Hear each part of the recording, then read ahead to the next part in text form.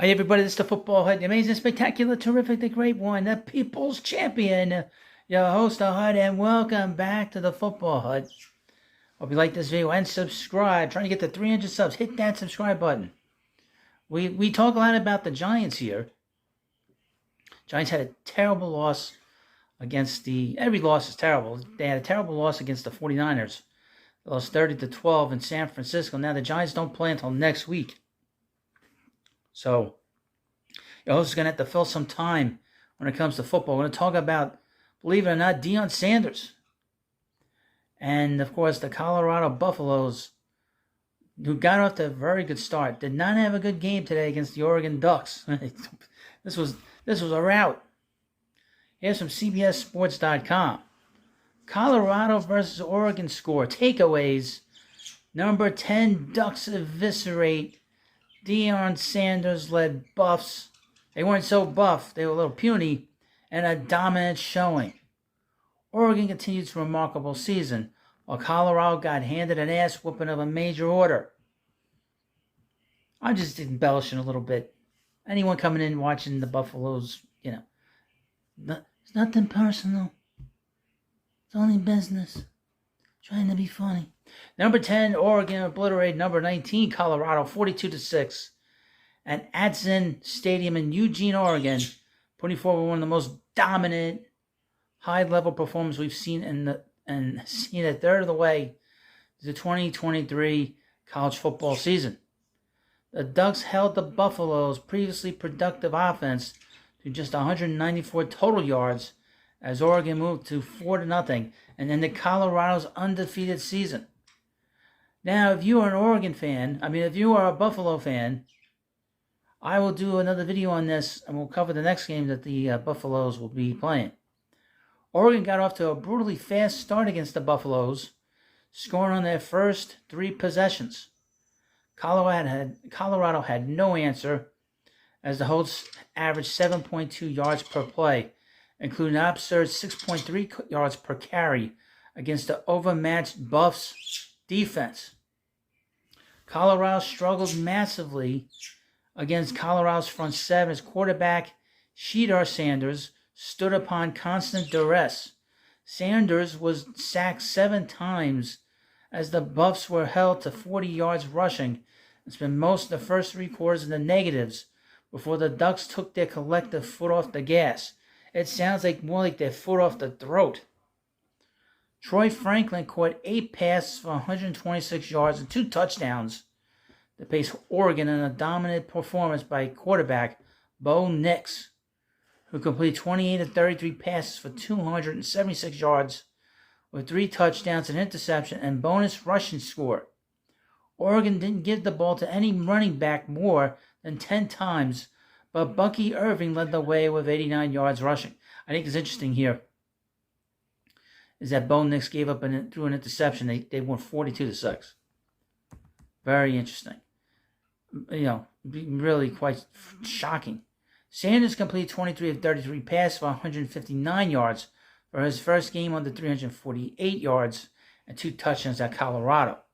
The Buffs were held scoreless for the first 57 minutes of the game, only posted on a garbage time touchdown in the 4th quarter as Sanders found tight end Mikey, it doesn't matter what you call him, Harrison now if it's his parents, his family, I'm sorry, just joking around, for a 6-yard score.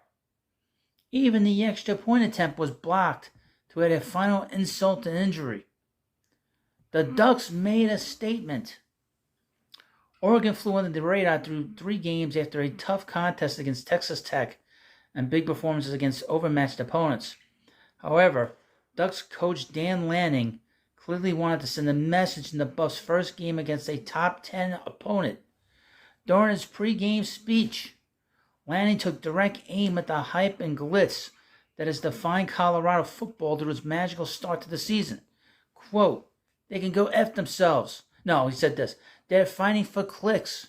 We're fighting for wins," Lanning said. "There's a difference, right? This game ain't going to be played in Hollywood. It's going to be played on the grass." Oregon took that message right to Colorado, physically punishing the Buffs on both sides of the ball. CU showed some shortcomings defending the run through its first 3 games, and Oregon spanned it to the tune of 240 yards on the ground. For comparison, the Ducks ran for just 195 yards and a 49-10 over the Buffs last season. When Colorado remains one of the most difficult teams to rank, Oregon cemented itself as a national contender by handing the most hyped team in college football a showcase loss. A Cinderella story ride ends.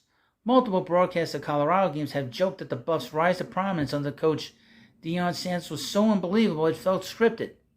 Picking up a win over national finals TSU, dominating historic rival Nebraska at home, and coming back in double overtime against hated rival Colorado State got the sports world buzzing.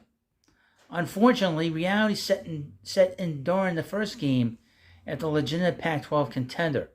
The Buffaloes are nowhere close to conference contention and have many of the fatal flaws that analysts feared while projecting their season.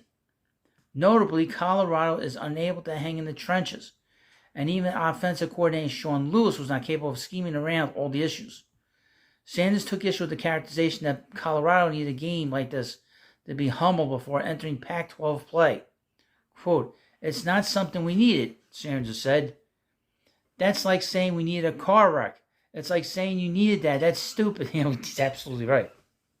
He's absolutely right. I got to say, you don't learn squat from losing. You learn that losing's terrible. That's the one thing. That's the one thing you learn about things. Is that losing sucks. You don't learn shit from losing. You learn everything from winning. And Deion Sanders always was a winner when he played. Through 3 games, Shedeur Sanders ranked top 10 nationally with 1,251 yards passing and 10 touchdowns.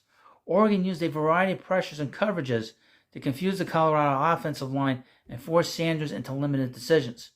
He was sacked 7 times and pressured on numerous others as he tried to create any semblance of offense. He was officially credited with minus 34 yards rushing because of all the sacks. Through the air, he did not complete a pass of more than 21 yards and finished with 159 yards passing on 4.8 yards per attempt. Granted, Oregon is one of the most athletic defensive teams that Colorado will play this season. Still, the Ducks showed a playbook of creating pressure against Sanders and putting some dents into what has to be, to this point, one of the nation's most explosive offenses. With an aggressive USC team on the horizon, expect more of the same. Well, you can expect more of the same if you like this video and subscribe to the Football Hub. We'll have more stuff like this. I'm really starting to get into college football. I watched a lot of college football last year. I watched quite a few games that Alabama played. I noticed they're not nearly as good as they were last year, not ranked as high. Obviously, with Bryce Young being drafted, they're not nearly as good as they were last year. But they are an Alabama team by Nick Saban. But let me know what you think about this video. Of course, please subscribe to the Football Hut, and I'll see you later.